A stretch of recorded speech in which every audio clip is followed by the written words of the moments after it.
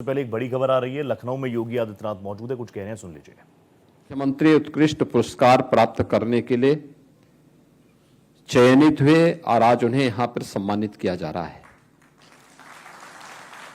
मेरी हार्दिक इच्छा थी कि मैं सभी 81 उन सभी शिक्षकों को सम्मानित करूं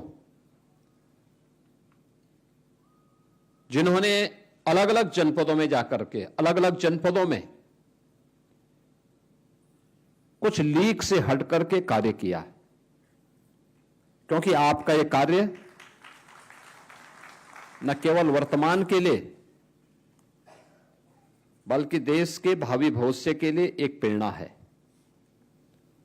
और उस प्रेरणा के लिए जो हमें विकसित उत्तर प्रदेश और विकसित भारत की आधारशिला को सुदृढ़ करता है, इसके लिए मैं आप सबका हृदय से अभिनंदन करता हूं।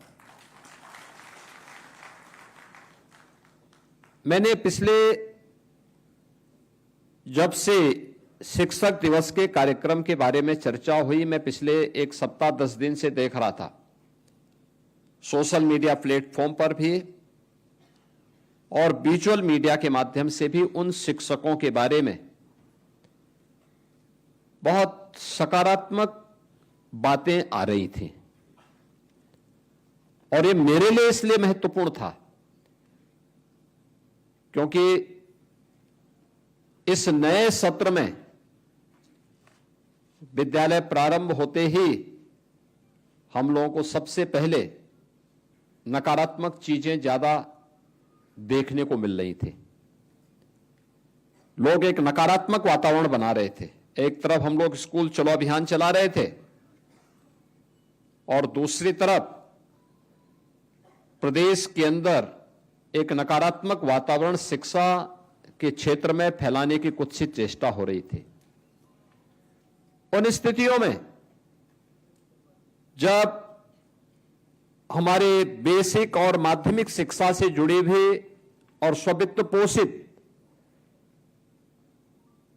विद्यालयों से जुड़े हुए शिक्षकों के बारे में कुछ अच्छा सकारात्मक सोचने और देखने का अवसर प्राप्त हुआ, तो एक सुकून हुआ कि चलिए कहीं से अच्छा तो हो रहा है।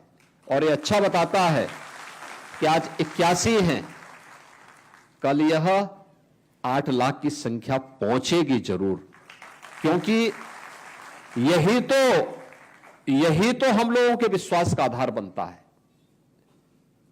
और इसी आधार पर हम लोगों ने उत्तर प्रदेश के अंदर कार्य करके उत्तर प्रदेश की कायाकल्प को करने में सफलता प्राप्त की है। याद करिए ना, यही तो प्रदेश था, यही प्रदेश था।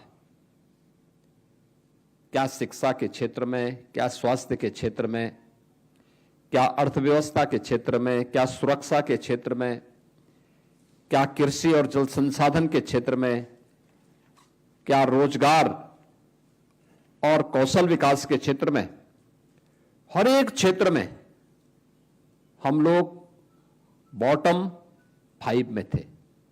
सबसे पीछे की गिनती में हमारे नाम आते थे, यूपी का नाम आता था। लेकिन पिछले 8 साढ़े 8 वर्ष के अंदर प्रधानमंत्री जी के मार्गदर्शन में, प्रधानमंत्री मोदी जी के नेतृत्व में हाथ लिया। परिणाम क्या है कि हमने शिक्षा के क्षेत्र में, स्वास्थ्य के क्षेत्र में, सुरक्षा के क्षेत्र में, रोजगार और कौशल विकास के क्षेत्र में, कृषि विकास और जल संसाधन के क्षेत्र में, जीवन के प्रत्येक क्षेत्र में कुछ नया किया। नए करने का परिणाम रहा कि 17 के पहले जिस उत्तर प्रदेश को बीमारू राज्य कहा जाता था, आज वही उत्तर प्रदेश अब बीमारू नहीं, भारत के विकास का ग्रोथ इंजन बनकर के भारत की एक ताकत बन रहा है। यह केवल सरकार में बैठे हुए लोगों का पुरुषार्थ नहीं है, यानी ये जो परिणाम आए हैं, ये सच है कि सरकार में बैठे हुए लोगों ने नेतृत्व दिया, लेकिन इसमें जब 25 करोड़ की आबादी एक साथ मिलकर के सामूहिक रूप से उस दिशा में कार्य की, तब यह परिणाम हमारे सामने आया। तब यह परिणाम आया जो उत्तर प्रदेश 8 वर्ष पहले अपनी पहचान के लिए मोहताज था,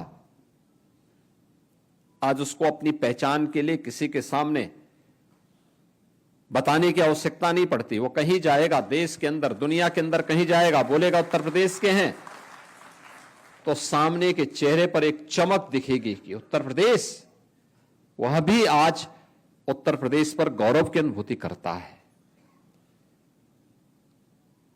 8 वर्ष पहले कौन लोग थे